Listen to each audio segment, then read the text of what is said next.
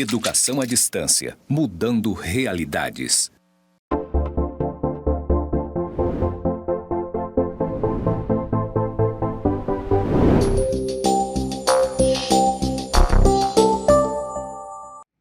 Olá, tudo bom? Sou a professora Denise Tontiucci e essa é a disciplina de Economia do Setor Público. Vamos começar a aula 1 da nossa disciplina? Bom, vou começar pela minha audiodescrição. Eu estou aqui no estúdio do IFRO, no campus Porto Velho, Zona Norte. E ao fundo tem uma tela branca. Eu sou uma mulher branca, alta, dos cabelos castanhos claros, e estou usando um blazer verde claro. O sinal que me identifica na comunidade surda é esse aqui. Bom, começando agora os conteúdos da nossa aula, a gente vai ver que essa aula 1, nós vamos tratar os conceitos fundamentais de economia. O conteúdo que nós vamos abordar é a escassez e a alocação de recursos. Isso é o que estuda a economia. Vamos falar também dos problemas econômicos fundamentais. O objetivo dessa aula é identificar o que estuda a economia. Economia é uma ciência social que estuda a produção, a distribuição e o consumo de bens e serviços.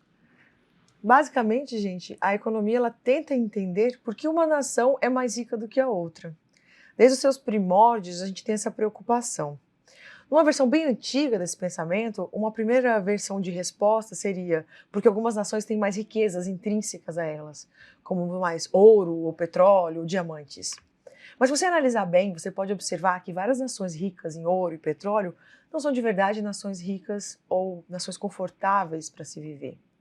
Hoje em dia a gente entende que a riqueza econômica de uma nação está na sua capacidade de organizar o seu setor produtivo, de produzir melhor bens e serviços que atendem bem a população. E se você se conhece, você vai saber que, na verdade, o que você quer fazer na economia é consumir bens e serviços. Por isso, o que uma economia precisa fazer para te servir bem é produzir e organizar bem a entrega desses bens e desses serviços. Seguindo nos slides, a gente vai ver que a economia estuda todas as relações entre as pessoas, o mercado e a natureza, fatores que constituem o sistema de produção. O objetivo de estudo aqui são as necessidades humanas. As necessidades humanas, elas vão além dos limites que existem na humanidade. A gente fala que as necessidades humanas, elas são ilimitadas. Ilimitadas, além disso, além de serem limitadas, elas também são continuamente modificadas pelas novas inovações tecnológicas. O que eu quero dizer com isso, gente? A gente muitas vezes pode ter uma ilusão, pensar assim, quando eu tiver um salário melhor, quando eu tiver uma renda maior, eu vou atender todas as minhas necessidades. Vou comprar uma condução, uma moto, um carro, um lugar melhor para morar, alguns bens de consumo. Mas isso é uma ilusão. Essa sensação de vou satisfazer todas as minhas necessidades de consumo, isso é uma coisa que a gente sabe que não acontece. As necessidades de consumo elas são ilimitadas. Quando você satisfaz uma, surgem outras.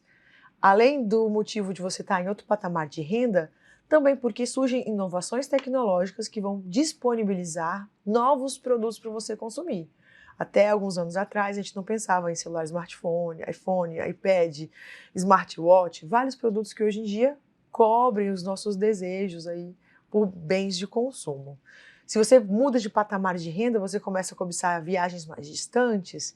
Eu não vou andar de ônibus, vou andar de avião. Daqui a pouco, quando o avião se banaliza, você pensa, que tal uma viagem espacial? Quero ir para a Lua? As necessidades humanas são ilimitadas, elas são infinitas. Por isso é muito difícil satisfazer o ser humano por aí. A gente vai ver que, no entanto, os recursos produtivos têm a natureza oposta. Eles são formados pela energia, pelas máquinas e equipamentos de produção, os prédios, as instalações, os recursos naturais, tudo aquilo que é utilizado para produzir, todos os recursos utilizados na produção, eles são altamente escassos. A escassez aí é um conceito fundamental para a gente discutir a característica dos produtos. Essa escassez é a falta do recurso. O recurso produtivo ele é ausente, ele é insuficiente para satisfazer toda a necessidade humana. E, portanto, isso se torna um problema econômico fundamental.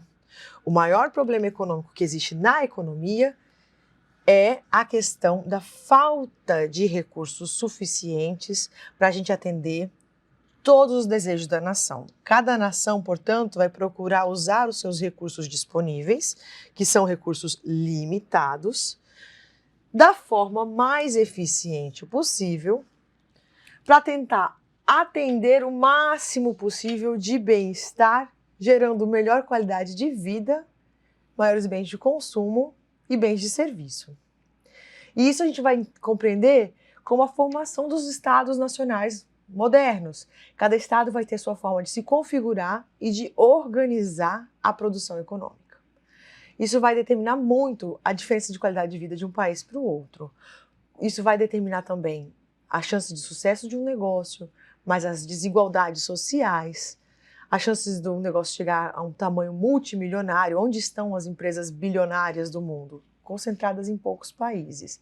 Dificilmente vai montar uma empresa multibilionária surgindo aí num país de terceiro mundo, com um capitalismo muito mais atrasado do que essas economias muito mais modernas, onde a gente vê comumente essas grandes empresas. Onde você vai ter maior desigualdade, onde você vai ter uma proliferação de estados de pobreza, tudo isso vai estar muito ligado a como a gente organiza os nossos recursos produtivos. E esse, na verdade, é o grande desafio moderno da economia. A gente vai ver, então, que os objetivos de estudo da economia estão na administração dessa escassez, essa escassez de recursos que a gente está falando até agora, né? E aí nós podemos citar alguns objetos de estudo da economia, né? Sendo os principais dele, o crescimento da produção e emprego. Toda vez que a gente vai abrir um jornal, começou a falar de economia, fala de PIB. PIB nada mais é do que o debate do crescimento econômico, que é a meta mais importante a ser perseguida na economia, porque se existem necessidades humanas ilimitadas, quanto maior for o meu nível de produção, mais bens e serviços estarão disponíveis para o consumo e satisfação dessas necessidades humanas, necessidades das pessoas. Quando a gente fala em economia, normalmente o primeiro indicador que você pensa é PIB. E o que é PIB, gente? O PIB, ele é o Produto Interno Bruto. O Produto Interno Bruto é a produção, a soma de todos os bens e serviços produzidos num país em um determinado período de tempo.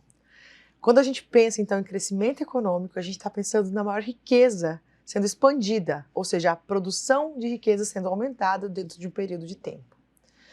Essa é a maior meta da economia. Quando a gente fala sucesso econômico, normalmente a gente está falando em crescimento do PIB, crescimento do nível de emprego. Isso aí traz qualidade de vida, traz bem-estar, é um dos indicadores de sucesso que a gente vê na economia mundial. Além desse objeto de estudo, nós temos o estudo do controle da inflação. A inflação é como se fosse uma grande doença para a economia. Manter o controle da inflação é um objetivo de suma importância, pois torna possível o planejamento econômico a curto, médio e longo prazo dos agentes econômicos, tanto empresa, governo e família. Gente, a inflação é um grande problema social. Por quê? Ela destrói a capacidade de planejamento, tanto das empresas, dos governos e das famílias. A inflação ela é o aumento acelerado no nível de preço, não é o aumento de um precinho só, não pode ser só o tomate subir de preço, não pode ser só a carne subir de preço, é quando vários preços sobem juntos. A gente vai no mercado, a gente percebe que os mesmos R$200 que faziam uma compra boa um tempo atrás, hoje em dia não faz a mesma compra, porque o dinheiro ficou mais curto. O preço das coisas está mais caro. Isso aí é a inflação. É uma cesta de consumo, uma variedade de consumo de produtos que ficou mais caro. A gente observa isso nos bens de serviços, bens de consumo acontecendo ao mesmo tempo. Ela é muito perigosa porque ela muda as regras de consumo dentro da sociedade. Fica muito mais difícil planejar para uma empresa. A empresa às vezes tem dificuldade de repor estoque, de precificar os seus produtos. As famílias têm muito mais dificuldade de poupar para fazer uma reforma no final do ano, para fazer uma viagem, para fazer um projeto de curto e médio prazo. E os governos acabam lucrando de certa forma com isso. Por isso muitas vezes o governo não tem interesse em controlar a inflação no curto prazo. Ele se sente assim, como se estivesse havendo um tipo de enriquecimento. e isso é uma coisa muito nociva porque destrói o crescimento do PIB em poucos anos. Não existe assim, um caso só de uma economia que cresce há vários anos com inflação. Então, um período de inflação é seguido normalmente por um período de dificuldade de crescimento econômico na economia. Por isso, deve ser um objetivo do governo controlar a inflação. Por último, vamos falar de um objetivo que é o de suma importância, a questão da distribuição de renda. A gente tem uma figura para ilustrar, né? O bolo econômico sendo distribuído majoritariamente para alguns poucos países e os restantes países do mundo dividindo uma pequena parcela. A distribuição de renda é o modo como a sociedade distribui os frutos da produção. O Brasil se caracteriza por apresentar grandes desigualdades de renda em todas as regiões do país. Lutar contra problemas de desigualdade na distribuição de renda é um dos desafios da economia brasileira. A gente vê várias políticas, né, de diminuição de concentração de renda, desde o formato, por exemplo, da nossa tributação, que é progressiva no imposto de renda, quanto mais renda, mais tributo você paga, até políticas de distribuição de renda, que vão desde o Bolsa Família, Minha Casa Minha Vida, outros programas que tentam atacar esse problema, mas também algumas políticas de geração de renda, como, por exemplo, cotas sociais, na intenção de mover um pouco a questão da mobilidade social, que é tão travada no nosso país. Essas são questões importantes, são questões sobre as quais a economia se debruça e nós vamos pautar ainda alguns tópicos com mais profundidade no nosso material. No material de apoio, a gente discute como essas questões podem ter atuação direta do Estado e como essa atuação do Estado define o rumo do capitalismo dentro de um país. Então, eu convido você a fazer a leitura do nosso material, prepare-se para a nossa atividade. Esse é o conteúdo de suma importância para a gente seguir a nossa disciplina. Obrigado e até breve.